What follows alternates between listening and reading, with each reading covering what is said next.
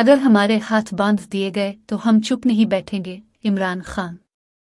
Chairman Pakistan Tehreek Insaf Imran Khan का कहना है, अगर हमारे हाथ बांध दिए गए तो हम चुप नहीं बैठेंगे।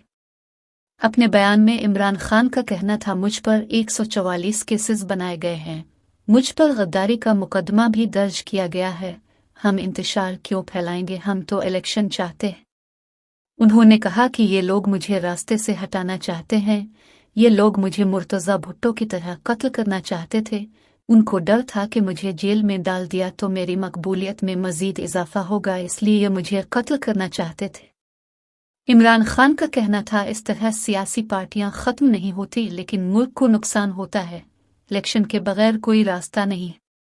चेयरमैन पाकिस्तान तहरीक इंसाफ ने कहा कि अज खुद नोटिस की वजह से तो हमारी हुकूमत गई थी और इस वक्त भी यही जजेस थे।